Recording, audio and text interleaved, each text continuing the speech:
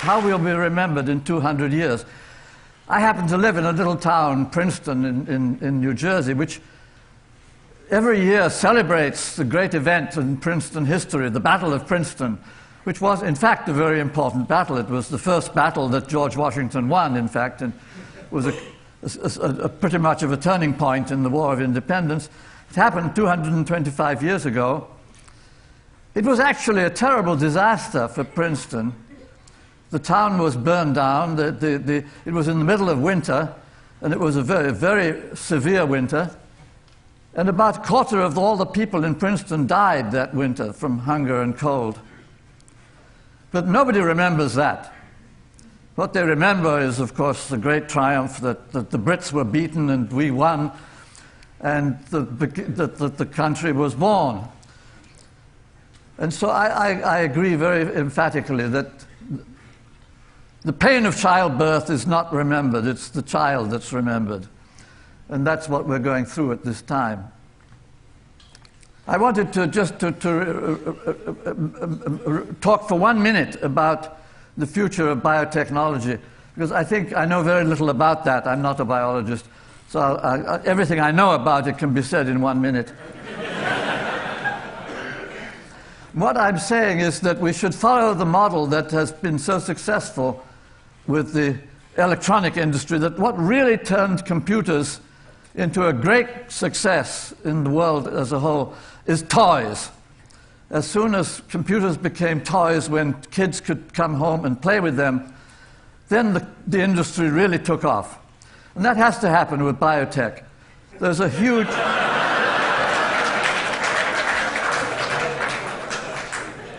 There's a huge community of people in the world who are practical biologists, who are dog breeders, pigeon breeders,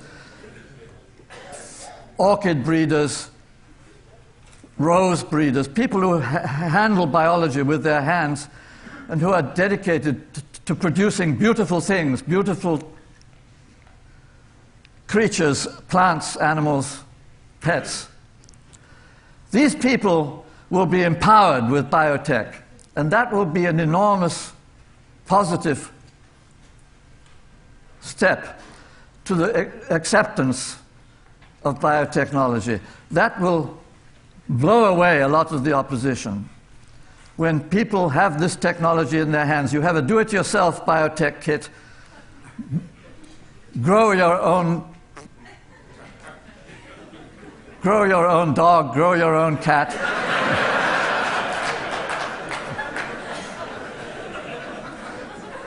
Just buy the software, you design it. I won't say any more. You can take it on from there.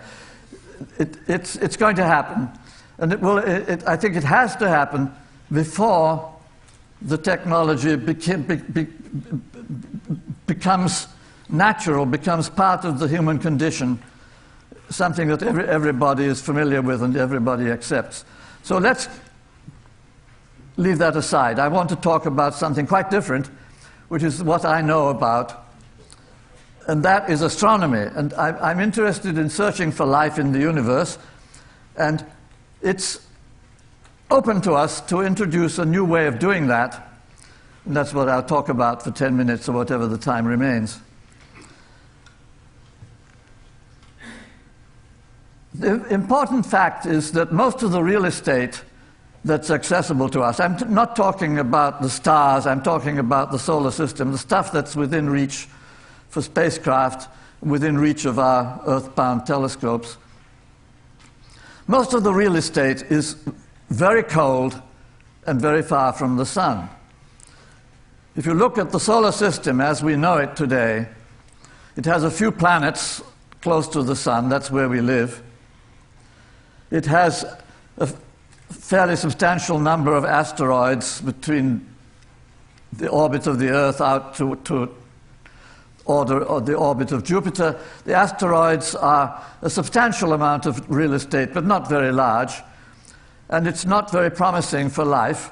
since most of it consists of rock and metal, mostly rock, it's not only cold but very dry. So the asteroids we don't have much hopes for. There's then some interesting places a little further out. The moons of Jupiter and Saturn, particularly there's a place called Europa, which is one of the moons of Jupiter, where we see a very level ice surface which looks as if it's floating on top of an ocean. So we believe that on Europa there is in fact a deep ocean, and that makes it extraordinarily interesting as a place to explore. Oceans are probably the most likely place for life to originate, just as it originated on the Earth. So we would love to explore Europa, to go down through the ice, find out who is swimming around in the ocean, whether there are fish or seaweed or sea monsters, whatever there may be that's exciting, or cephalopods. But that's hard to do. Unfortunately, the ice is thick. We don't know just how thick it is, probably miles thick. So it's very expensive and very difficult to go down there, send down your submarine or whatever it is, and explore. That's something we don't yet know how to do. There are plans to do it, but it's hard. Go out a bit further, you find that beyond the orbit of Neptune, way out, far from the Sun, that's where the real estate really begins. You find millions or trillions or billions of objects, which in what we call the Kuiper belt or the Oort cloud, these are clouds of small objects which appear as comets when they fall close to the Sun. Mostly they just live out there in the cold of the outer solar system. But they are biologically very interesting indeed, because they consist primarily of ice with other minerals which are just the right ones for developing life. So if life could be established out there, it would have all the essentials, chemistry and sunlight, everything that's needed. So what I'm proposing is that there is where we should be looking for life, rather than on Mars, although Mars is, of course, also a very promising and interesting place. But we can look outside very cheaply and in a simple fashion, and that's what I'm going to talk about. Imagine that life originated on Europa, and it was sitting in the ocean for billions of years. It's quite likely that it would move out of the ocean onto the surface, just as it did on the Earth, staying in the ocean and evolving in the ocean for 2 billion years, finally came out onto the land, and then, of course, it had much greater freedom and a much greater variety of creatures developed on the land than had ever been possible in the ocean. The step from the ocean to the land was not easy, but it happened. Now, if life had originated on Europa in the ocean, it could also have moved out onto the surface. There wouldn't have been any air there. It's a vacuum. It is out in the cold. But it still could have come. You can imagine that the plants growing up like kelp through cracks in the ice, growing on the surface. What would they need in order to grow on the surface? They'd need, first of all, to have a thick skin to protect themselves from losing water through the skin. So they would have to have something like a reptilian skin. But better, what is more important is that they would have to concentrate sunlight. The sunlight in Jupiter, on the satellites of Jupiter, is 25 times fainter than it is here, since Jupiter is 5 times as far from the Sun. So they would have to have these creatures, which I call sunflowers, which I imagine living on the surface of Europa, would have to have either lenses or mirrors to concentrate sunlight, so they could keep themselves warm on the surface. Otherwise, they would be at a temperature of minus 150, which is certainly not favorable for developing life, at least of the kind we know. But if they just simply could grow like leaves, little lenses and mirrors to concentrate sunlight, then they could keep warm on the surface they could enjoy all the benefits of the sunlight and have roots going down into the ocean, life then could flourish much more. So why not look? Of course, it's not very likely that there's life on the surface of Europa. None of these things is likely. But my philosophy is look for what's detectable, not for what's probable. There's a long history in astronomy of unlikely things turning out to be there. And I mean, the finest example of that was radio astronomy as a whole. This was originally, when radio astronomy began, Mr. Jansky at the Bell Labs detected radio waves coming from the sky, and the regular astronomers were scornful about this. They said, well, it's all right, you can detect radio waves from the sun, but the sun is the only object in the universe that's close enough and bright enough actually to be detectable.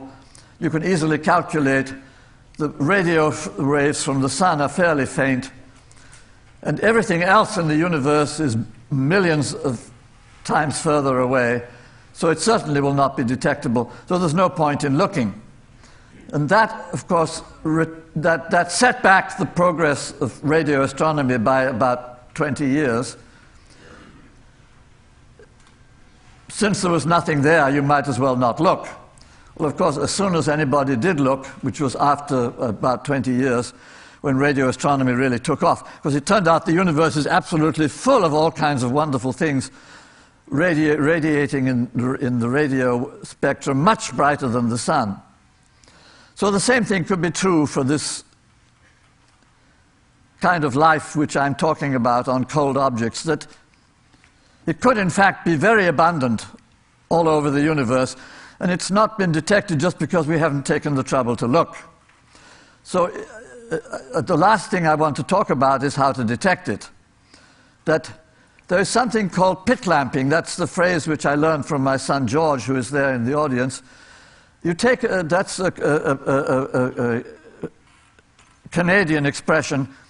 If you happen to want to hunt animals at night, you take a miner's lamp, which is a pit lamp, you strap it onto your forehead so you can see the reflection in the eyes of the animals. So if you go out at night, you shine a flashlight, the animals are bright. You see the red glow in their eyes, which is the reflection of the flashlight. And then if you're one of these unsporting characters, you shoot the animals and take them home. And of course that spoils the game for the other hunters who hunt in the daytime. So in Canada that's illegal. In New Zealand it's legal, because the New Zealand farmers use this as a way of getting rid of rabbits. The rabbits compete with the sheep in New Zealand. So the farmers go out at night with heavily armed jeeps and shine the headlights, and anything that doesn't look like a sheep you shoot. So I have proposed to apply the same trick to looking for life in the universe, that if these creatures who are living on cold surfaces, either on Europa or further out, anywhere where you can live on a cold surface, those creatures must be provided with reflectors. In order to concentrate sunlight, they have to have lenses and mirrors in order to keep themselves warm. And then when you shine sunlight at them, the sunlight will be reflected back, just as it is in the eyes of an animal. So these creatures will be bright against the cold surroundings. And the further out you go away from the sun, the more powerful this reflection will be. So actually this method of hunting for life gets stronger and stronger as you go further away, because the optical reflectors have to be more powerful. So the reflected light shines out even more in contrast against the dark background. So as you go further away from the sun, this becomes more and more powerful. So in fact, you can look for these creatures with telescopes from the Earth. Why aren't we doing it? Simply because nobody thought of it yet. But I hope that we shall look, and we probably won't find anything. None of these speculations may have any basis in fact. But still, it's a good chance. And of course, if it happens, it will transform our view of life altogether. Because it means that the way life can live out there, it has enormous advantages as compared with living on a planet.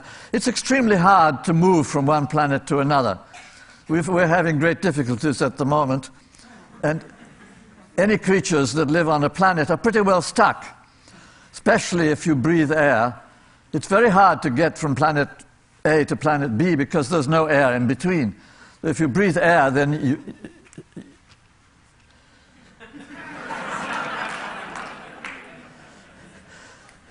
you're dead. As soon as you're off the planet, unless you have a spaceship. But if you live in a vacuum, if you live on the surface of one of these objects, say in the Kuiper Belt, an object like Pluto or one of the smaller creatures, smaller objects in the neighborhood of Pluto, and you happen, if you're living on the surface there and you get knocked off the surface by a collision, then it doesn't change anything all that much. You still are on a piece of ice. You can still have sunlight and you can still survive while you're traveling from one place to another. And then if you run into another object, you can stay there and colonize the other object. So life will spread then from one object to another. So if it exists at all in the Kuiper Belt, it's likely to be very widespread. And you will have then a great competition among species, Darwinian evolution. So there'll be a huge advantage to the species which is able to jump from one place to another without having to wait for a collision. And there'll be advantages for spreading out long, sort of kelp-like forest of vegetation. I call these creatures sunflowers. They look like, maybe like sunflowers. They have to be all the time pointing toward the sun. And they will be able to spread out in space because gravity on these objects is weak. So they can collect sunlight from a big area. So they will, in fact, be quite easy for us to detect. So I hope in the next 10 years we'll find these creatures. And then, of course, our whole view of life in the universe will change. If we don't find them, then we can create them ourselves. That's another wonderful opportunity that's opening. We can, as soon as we have a little bit more understanding of genetic engineering, one of the things that you can do with your take-it-home, do-it-yourself genetic engineering kit is to design a creature that can live on a cold satellite, a place like Europa. So we could colonize Europa with our own creatures. That would be a fun thing to do, and it would... In the long run, of course, it would also make it possible for us to move out there. What's going to happen in the end? It's not going to be just humans colonizing space. It's going to be life moving out from the Earth, moving it into its kingdom. And the kingdom of life, of course, is going to be the universe. And if life is already there, it makes it much more exciting in the short run. But in the long run, if there's no life there, we create it ourselves. We transform the universe into something much more rich and beautiful than it is today. So again, we have a big and wonderful future to look forward. Thank you.